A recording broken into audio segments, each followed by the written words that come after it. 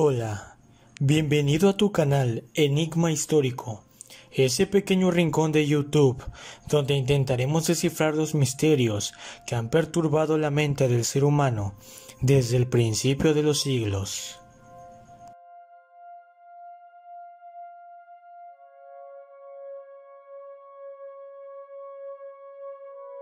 Desde el comienzo de la existencia, el ser humano ha sentido la necesidad de comunicarse con sus deidades y ancestros. La práctica del chamanismo es tan antigua como la vida humana. Diferentes culturas a través de los siglos han dejado prueba de haber mantenido prácticas asociadas al mundo mágico, con conceptos metafísicos y abstractos pertenecientes al plano astral. Numerosos pueblos están fuertemente ligados a estas prácticas, como lo son los pueblos germánicos en Europa, los pueblos de la Mesopotamia, pero sin duda, las zonas geográficas donde más se ha arraigado esta clase de prácticas ha sido América y África. América ha sido un continente donde erróneamente la historia oficial empieza a voltear a verlo después de su descubrimiento y conquista a mano de los españoles. Sin embargo, la historia humana en América es una de las más ancestrales y ricas en cuanto a cultura nos referimos.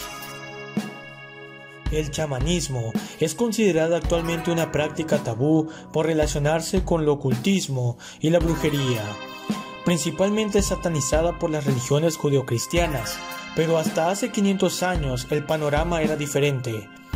En América, los pueblos originarios mantenían gran respeto a los sacerdotes de sus comunidades, pues estas personas estaban asociadas a la sabiduría, la medicina y la adivinación, por eso tenían tanto valor dentro de sus sociedades. Los chamanes son personas que cuentan con un don sobrenatural para mantener rituales en donde se practican la consulta de muertos y espíritus, la adivinación y muy en particular el don de curar cualquier malestar físico o espiritual. Los chamanes son también llamados curanderos, brujos, y algunos tienen un nivel tan alto que pueden ser descritos como los nahuales. Estos tienen la habilidad de convertirse en algún animal sagrado para ellos, al sufrir una metamorfosis. En el caso de los pueblos descendientes de Mesoamérica, son las lechuzas o los tecolotes, coyotes y jaguares. El chamanismo, por lo menos en el sur de México, está fuertemente vinculado con la cultura maya. Numerosos pueblos de ramas zoques, tzotziles, choles, itzáes y chontales mantienen en sus pueblos esta tradición, fusionándose muchas veces con las creencias religiosas cristianas, dando paso al sincretismo religioso que podemos observar en ciudades como San Cristóbal de las Casas o en fiestas patronales de los pueblos donde las danzas y canciones en lenguas nativas llegan a ser, si lo analizamos más antropológicamente e históricamente, un ritual a alguna de sus deidades antiguas. Cabe mencionar que el chamanismo actual es una mezcla donde se toman elementos de conceptos mágicos y religiosos de los pueblos nativos americanos, como de la tradición cristiana católica y la santería proveniente de África, llegada a América por los esclavos africanos traídos de las islas caribeñas. Es decir, estamos hablando de un sincretismo religioso brutal, pero sin duda, los elementos que más influencia mantienen son los elementos nativos de los pueblos indígenas americanos. El fenómeno del chamanismo es muy común en México. Por lo menos en la región sur, existen incluso ciudades con fama de tener fuerte actividad mágica por parte de sus habitantes. Dígase el caso de San Carlos Macuspana en Tabasco, Chamula, Chiapas, o Catemaco en Veracruz. Esta tradición tiene sus bases fuertemente vinculadas con la naturaleza de las tierras americanas, que son ricas en plantas.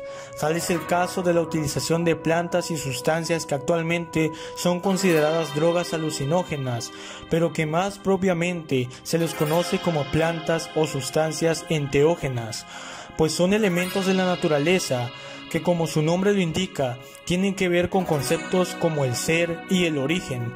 Es decir, a diferencia de las sustancias alucinógenas, estas no tienen un efecto como tal mental, sino más bien están asociadas a la búsqueda de la identidad o los problemas mediante un plano espiritual y astral. Básicamente funciona como un estimulador espiritual para sacar tu forma astral, tanto espiritual como mental, de tu ser físico y tener una experiencia extracorporal más mística. Es lo que se conoce como el trance, en el cual a través de los rituales se puede alcanzar una nueva vida. Quienes experimentan estas prácticas se hacen llamar como renovados o vueltos a nacer. Las plantas enteógenas más comunes son el peyote, la ayahuasca y la sustancia extraída de un sapo en el estado de Sonora, conocido como DMT, que es el veneno del sapo, las cuales tienen la característica de cambiar la percepción del tiempo, las sensaciones de los sentidos, estimular un estado de conciencia más introspectivo, entre otras cosas. Otro factor importante por lo cual este tipo de prácticas son sentenciadas tiene que ver con el hecho de que a través de estos rituales se puede hacer mal a alguien.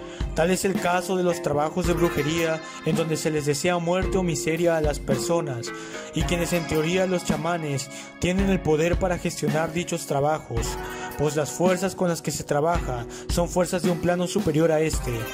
Por eso la iglesia y la sociedad lo han visto como una práctica no adecuada, pues la misma Biblia condena estos actos. En Levítico 26 se dice: si alguno acude a espiritistas o a los adivinos y se hace idólatra de ellos, yo los castigaré y expulsaré de su pueblo. Y más adelante en Levítico 20:27 dice: todo hombre o mujer que consulte a los muertos o se dedique a la adivinación será castigado con la muerte. Los apedrearán. Ellos mismos serán responsables de su propia muerte. Lo cierto es que a lo largo de América y el mundo, los chamanes han existido desde tiempos inmemoriales. Los españoles a su llegada satanizaron de forma contundente estas prácticas. Fray Bernardino de Sahagún dejó testimonio de las prácticas de los nativos mexicas en su obra Historia General de las Cosas de la Nueva España. En este texto se aborda a manera de crónica temas como la adoración a los dioses, el calendario, la adivinación, los presagios, la astronomía, las fiestas y los rituales. Lo que para los españoles era magia y brujería, para los mexicas era ciencia. La importancia de estas prácticas se ve reflejada en la obra más popular, La visión de los vencidos, del Dr. Miguel León Portilla, en donde se narra los sucesos acontecidos mediante la visión de los naturales nahuas de la conquista, presagiada años antes por los chamanes nahuas del altiplano central a través de prácticas de evidencia y que se plasmaron en los códices mexicas.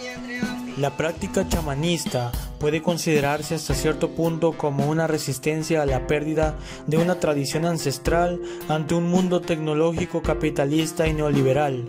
El chamanismo puede ser un elemento de lucha por no dejar morir tradiciones indígenas, pues esta práctica y dones se transfieren de generación en generación a los descendientes de estos, de tal forma que la enseñanza se mantiene viva y dinámica.